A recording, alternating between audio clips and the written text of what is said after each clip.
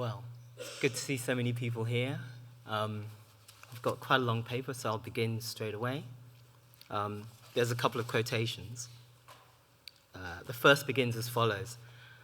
Politics as a learning process is about how you live with pessimism and how you work on yourself in relation to that pessimism, forcing yourself to read bad news every day and then liberating the possibilities of liberation, elaborating the possibilities of liberation, demanding an invigoration and a sense of determination from film.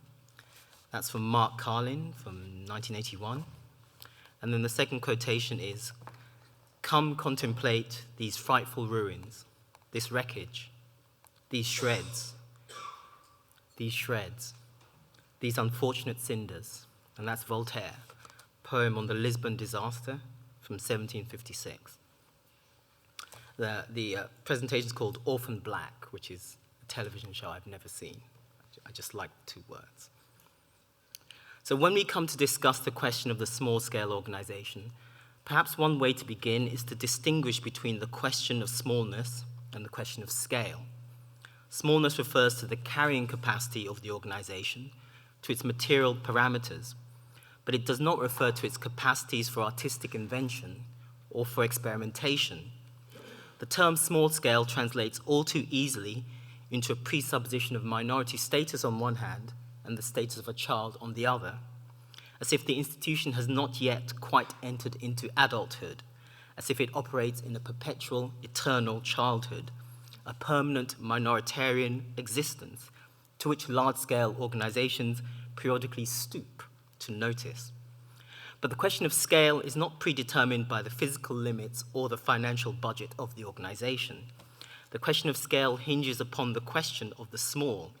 These are capacities and incapacities linked by a hyphen that articulates them together in an unguaranteed manner that operates through the invention of what is possible, through a stress testing of what is actually feasible. Perhaps the question of scale exceeds the presupposition of smallness, because it is a matter of experimenting with the capacities of the organization each time.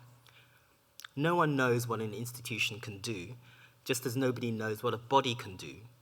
Only the practice of exhibition making gives the organization a sense of what it is capable of inventing, of its range, of its reach, its core, its expertise, its strengths, its focus, its sense of what is possible, feasible, imaginable, inventable. In this sense, scale is not a question of smallness or of largeness. It is not a matter of size, nor is it a question of extension. It is a matter of nested capacities. To put it another way, it's a matter of platforming, of platforms. As the critic Benedict Singleton points out, we tend to think of platforms in terms of digital technology. Google, Facebook, Weibo, these industrial commercial operations that function as both more and less than products or resources or services. But the word platform comes from plot form, from stage, from theater, and this suggests that it is a structure that can host other behaviors. Its exterior allows possible behaviors, while its interior stays relatively fixed and predictable. A platform solicits contingency in the form of appropriation, while it simultaneously manufactures reliance and reliability as a type of control. A platform works through the logic of what William K. Windsatt calls generative entrenchment. Platforms generate reasons to be through adoption and through use. For an imagination that aligns itself with platform dynamics, with the dynamics of platforms, politics merges with technical infrastructure and both are transformed. Platforms are ways to get out of the present. They are not plans that aim to lock down the future. The plot form, arrives in the ruins of the plan. Let's take an example. Let's take the relationship between the showroom, the organization that I know best of the organizations here, and the Otolith Collective, the small-scale organization that I am part of, that I co-direct with Angelica Saga. And let's take the first project that the showroom and the Otolith Collective have co-curated and co-produced. That project is called On Vanishing Land from 2013, by Mark Fisher and by Justin Barton. Now, I was also going to mention a project which is just forthcoming in the next week, a project called It Took Forever Getting Ready to Exist, UIQ The Unmaking Of, by Sylvia Maglione and Graham Thompson. And there'll be a third collaboration in November with the Cape Town-based magazine and journal Chimurenga. And what links these three very different projects is critically that none of them are by artists. None of them are artistic productions in that sense. So what are they and why is it important? So let's take Fisher and Barton's On Vanishing Land first. Perhaps some of you saw it, maybe you didn't. That's not so important. What is important is that, first of all, none of these projects are by artists, but then they are not exactly research-based projects either. That's too general a term. But nor are they educationally engaged projects, as is usually understood. Nor are they local projects, nor are they community-oriented projects in the way that Sarah Thelwall describes local-based projects in her 2011 paper, Size Matters. So Thelwall says, if we look at the activities of organizations such as Gasworks, Chisenhale, and The Showroom, we see that they have not only a strong international reputation within the art world, but also a highly localized reputation as a connected element within and positive contributor to the communities in which they operate. The integration of educational activities as a key element in the main program, rather than a parallel or minor activity, can be seen in commissioning structures. So let's start with On Vanishing Land, and let's start with the two theorists who worked on that work. So Mark Fisher, who I'm sure many of you know, is a theorist who writes on we could say, the political valencies of film, of music, of theory, of art, whose book Capitalist Realism Is There No Alternative has been translated into Spanish, into German, into French, into Czechoslovakian, who is a blogger responsible for K-Punk, who's a lecturer and who is a journalist and who's a teacher, along with myself, in the Department of Visual Cultures at Goldsmiths. His colleague, Justin Barton, is not an academic. He works in a school.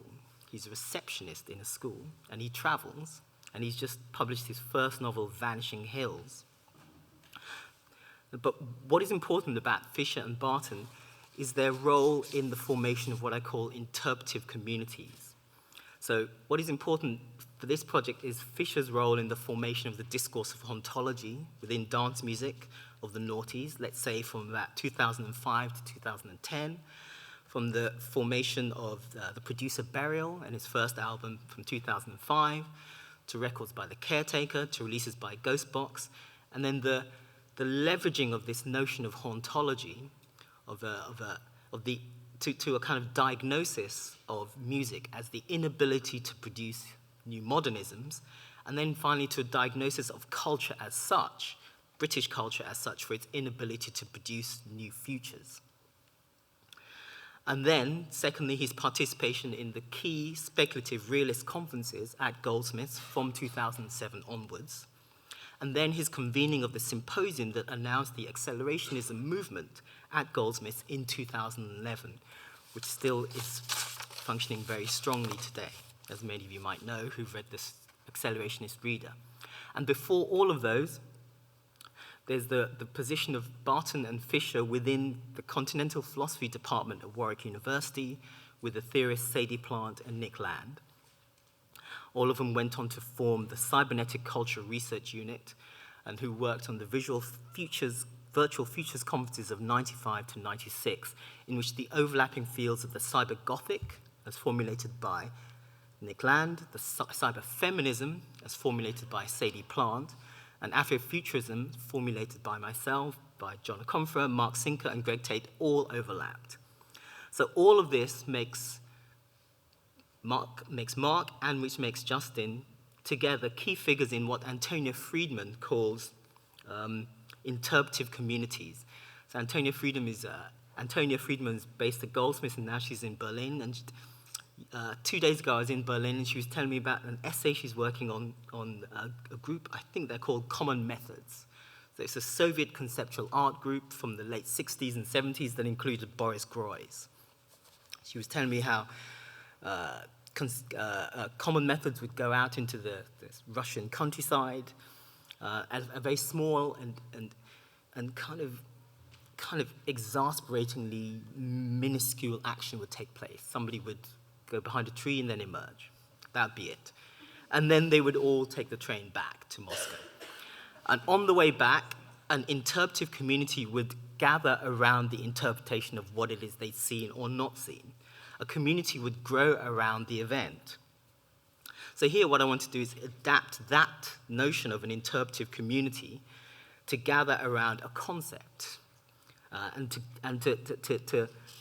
understand Fisher and Barton as figures who've played a consistent role over the last 20 years in building concepts into subcultures that bond through a certain theoretical consistency, through a struggle to develop a vocabulary, through a commitment to inventing neologisms, to differentiate that project and to metabolize an idea until it becomes lived as an attitude that is shared by anybody that wants to commit to the project of building that attitude.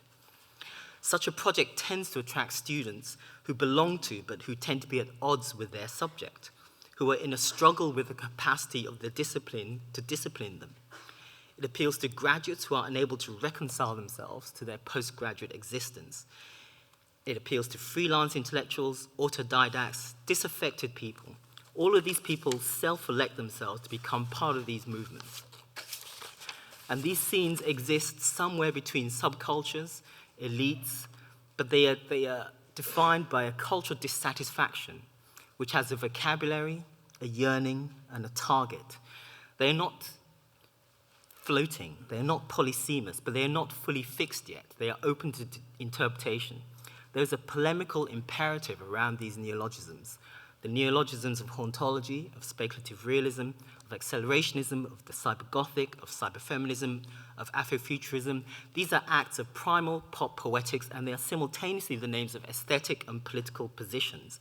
They operate by disagreements, which open up a field of meaning that must be argued over by people that affiliate themselves within it. They are not so much terms as they are wars of interpretation whose aim is to intervene in culture. They are new forms of cultural politics fashioned in order to articulate discontent and to foment theories to live by. Theories that are inhabited, theories that are embodied, theories that are rigorous and delirious. To put it another way, Mark Fisher is a midwife. His role in these movements, or these scenes, or these subcultures is not only to write, to polemicize, and to formulate, it is to incubate, to nurture, to mother, to care, to support these movements. And what gives these a force is that this nurturing capacity takes place in a culture and in a country in which pretension is punished and imagination is disciplined, in which things like Sude's Corner agree to arraign theorists so that their words are ridiculed with the satisfaction of latter-day witchfinders. So Fisher has been in Sude's Corner twice. You'll be surprised to hear that I have also been in Sude's Corner twice, which suggests that this is a badge of honor to be worn proudly. And so what gives the project of nurturing a culture an edge, a force, an imperative, and a project is that the act of mobilizing a term, of libidinizing it, of incubating it, of living theory as an adventure among friends is still frowned upon in mainstream culture. I recall a press release by Showroom which was quoted in Private Eye, in Sude's Corner, in which some anonymous person reported the Showroom for daring to theorize their particular exhibition. In other words, somebody tried to shame the Showroom for daring to invent a term. So this is not just a question of international art speak diagnosed by Nina Power and by Hito Style.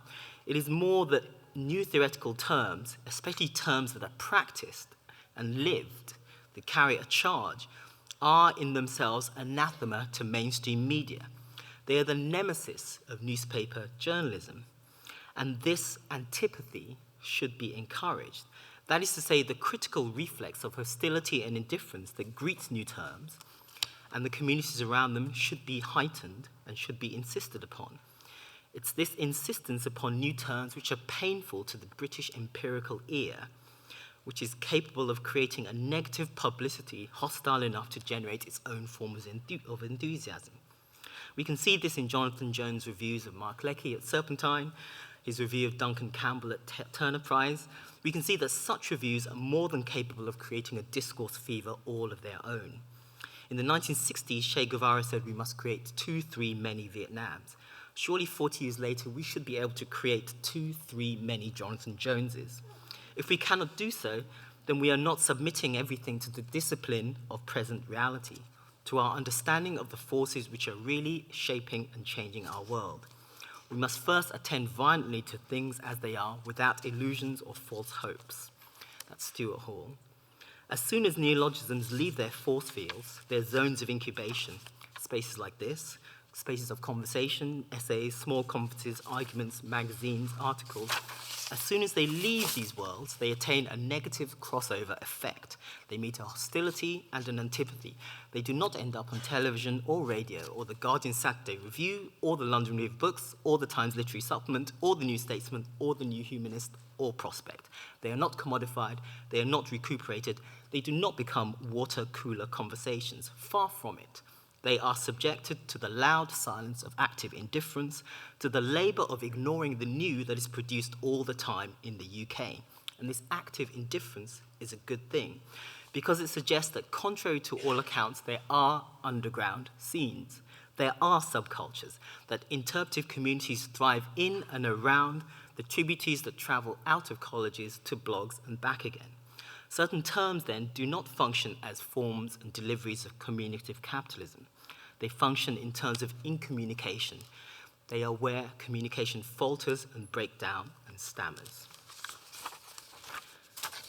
Now, what happens when these interpretive communities enter into the envelope of the small-scale organizations? What happens when these communities find their way into the capacities for platforming, for plot forming, such as the showroom? What happens when On Vanishing Land takes shape within the showroom? So 2 nights ago, I was at the Forum Expanded, which is the artist's moving image section of the Berlinale, and every creator had to talk for 5 minutes about Forum Expanded. And one of them said something that really stuck with me. She said, she was quoting James Benning, and James Benning said this: "In the exhibition space, the contract with the screen is broken.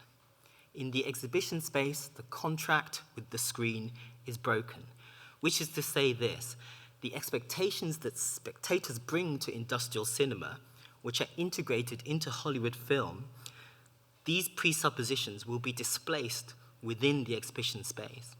But if we say the decade from the mid-90s to the mid-noughties, let's say the decade from Douglas Gordon, Doug Aitken, Tracy Moffat, Candice Bright, Isaac Julian, Zarina Bimji, let's say if that breaking of the contract became familiar from too many overproduced exhibitions of Victoria Miro, then when a work made by a theorist enters the exhibition, when the interpretative communities mobilized by those theories, nurtured by that theorist, is invited into the exhibition, then we could say that the breaking of the contract between screen and spectator is renewed. Something is at stake in that breaking. To answer that, we first, and to answer and to understand what is at stake in the breaking of that contract, we would first have to reconstruct how a figure such as Mark Fisher or Justin Barton even comes to work with the showroom at all.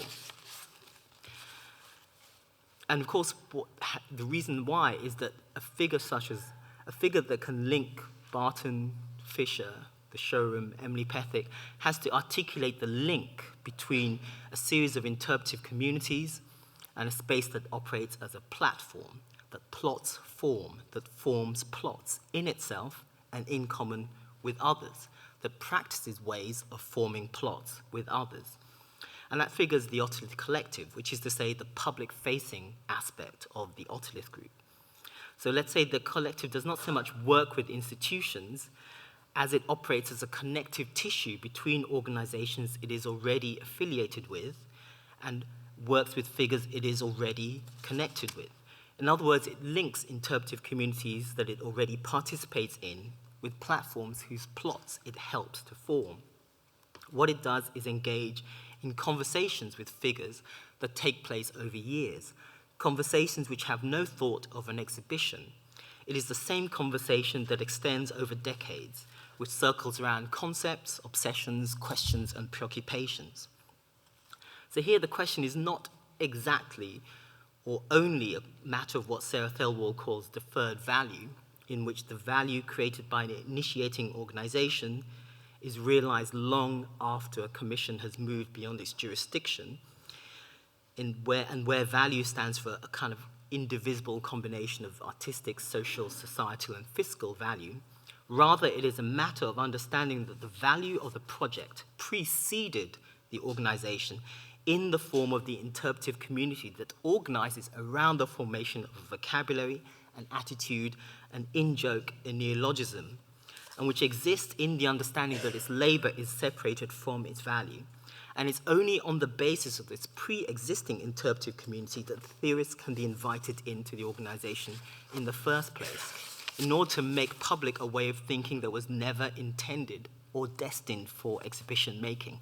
So here lies the work of a small-scale organization, in this case the showroom, who enters into a process on a case-by-case basis, an exhibition that is made by a theorist that works in sound, together with an artist group. The project of the showroom is how to make public, how to make sensible, how to aestheticize, how to work with theorists to make work that makes visible an interpretive community.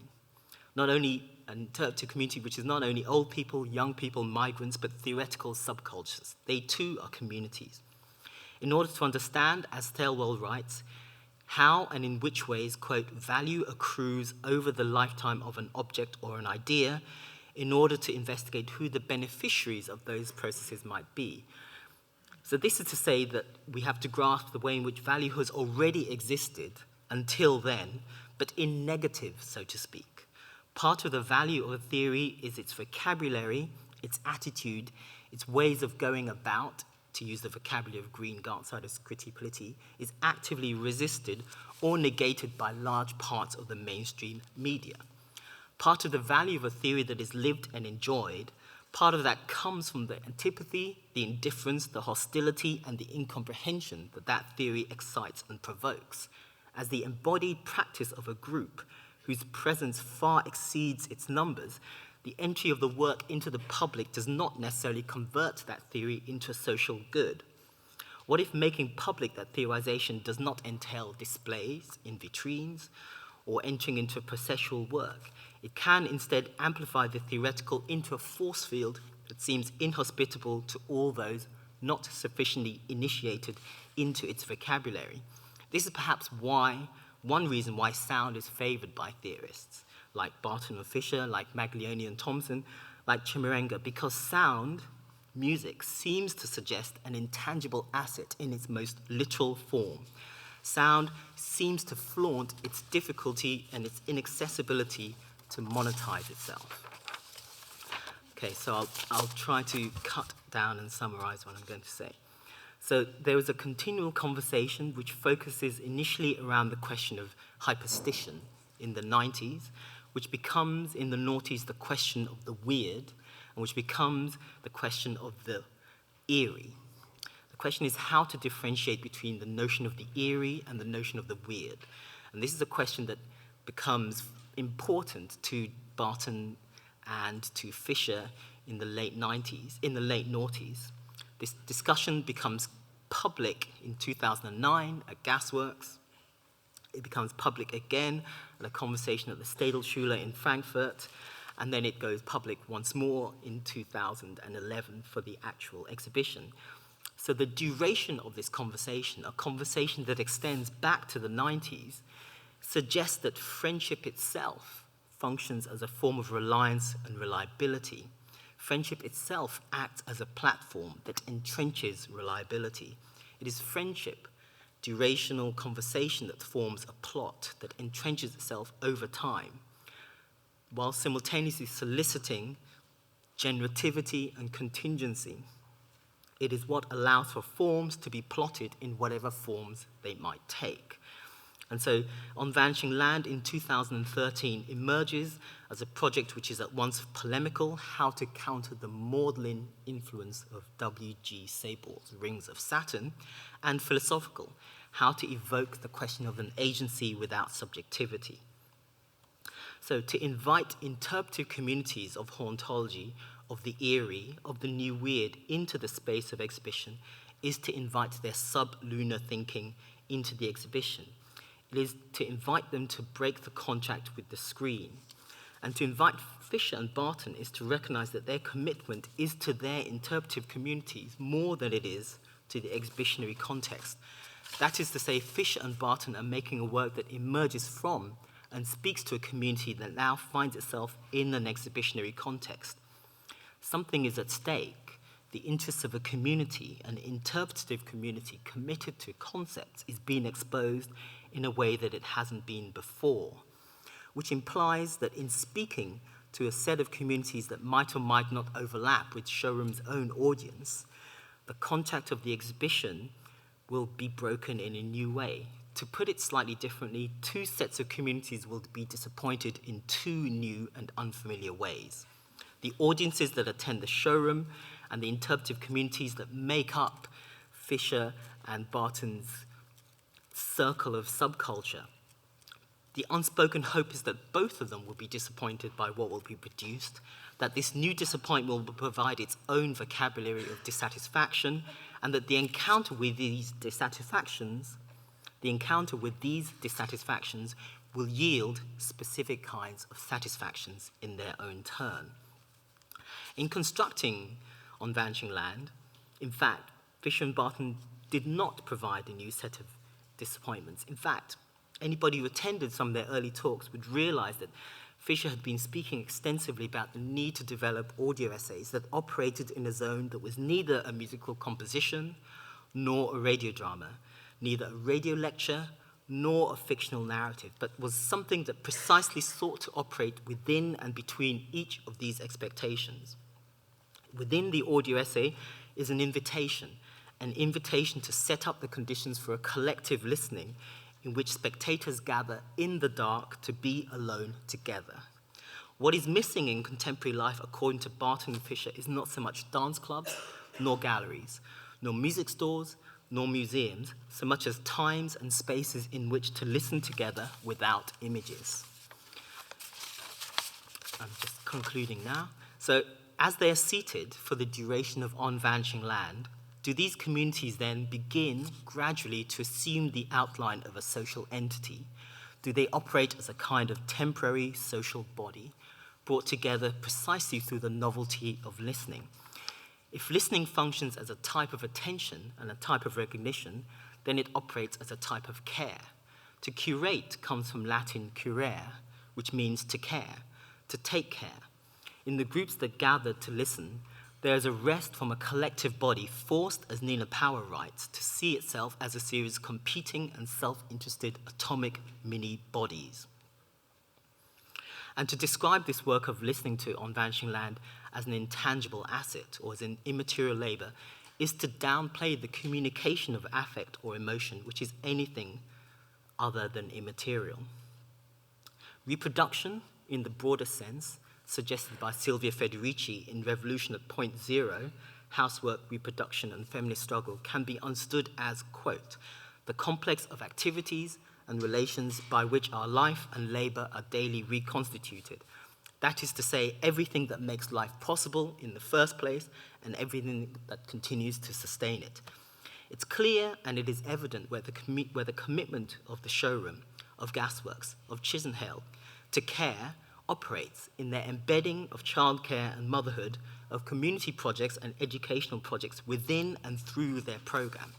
Can we learn to hear care at work in a project such as On Vanishing Land, a project which at first glance seems to have little to do with questions of care, but in the expanded sense indicated by Federici, in its devotion to forms of attention, to the nurturing of ideas in the building of interpretive communities, to the forming of plots and the plotting of forms, to new forms of disappointment, which are inseparable from new forms of satisfaction, I would argue that they are and that they should be understood as such. Thank you.